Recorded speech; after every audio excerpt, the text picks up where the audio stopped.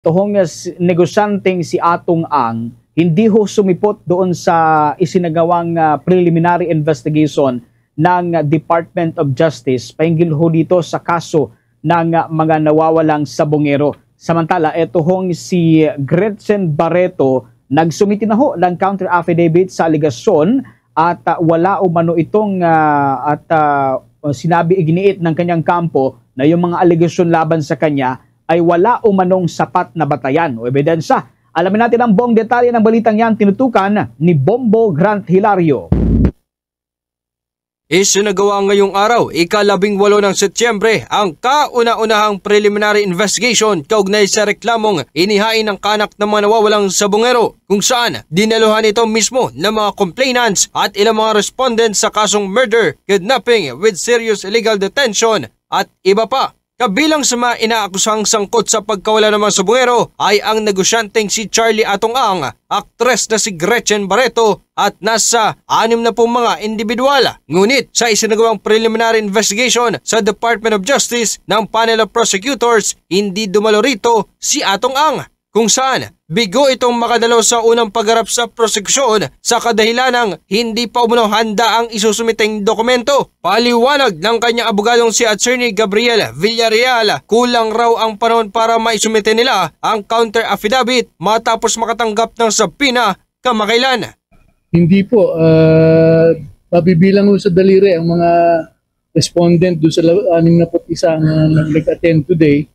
Si Mr. Ang po ay hindi makakarating today gawa ng hindi po handa yung kanyang counter affidavit. Yun pong ipinadala sa aming mga papeles ay 7 folder po. Kung susukatin po ninyo, kung pinagpatong-patong po yung mga folder, higit sa 1 pie ang kapal ng mga folder. Hindi yun naman namin maihahanda yung counter affidavit ni Mr. Ang sa loob ng 6 na araw na nakaraan lang ngayon mula nung kami ma-serve ng subpoena. Habang ang aktres namang si Gretchen Barreto ay personal na dumalo at iprinesenta ang sarili sa prosekusyon. Kanyang isinumite ang counter affidavit upang kontrahin ang aligasyon sangkot umano ang aktres sa pagkawala ng mga sabongero. Ngunit tumanggi munang magbahagi ng kanyang komento o karagdagang pahayag si Gretchen Barreto hinggil sa kaso. Nothing for now. Yes. Thank you. All right. Thank you. Thank you.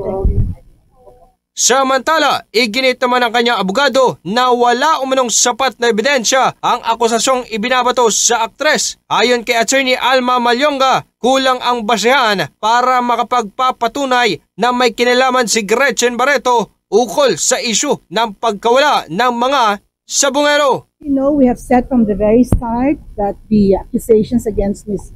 Barreto stands on nothing.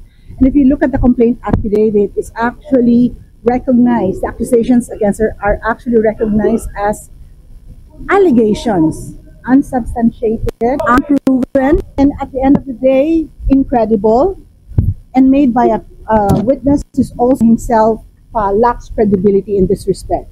Ang panig naman ng kaanak na nawawalang sabongero ay umaasang lalabas ang katotohanan hinggil sa pagkawala ng kanilang mga mahal sa buhay. Mula sa Department of Justice, ito si Bombo Grant Hilario, and this is Bombo Radio Philippines, the #1 and most trusted source of news and information. Basta Radio, Bombo! For the most trusted source of news and information, visit our website at www.bomboradio.com. Follow us on Bombo Radio mobile app, Facebook, YouTube, TikTok, and X, formerly Twitter. Like, share, and stay connected. Anytime, anywhere.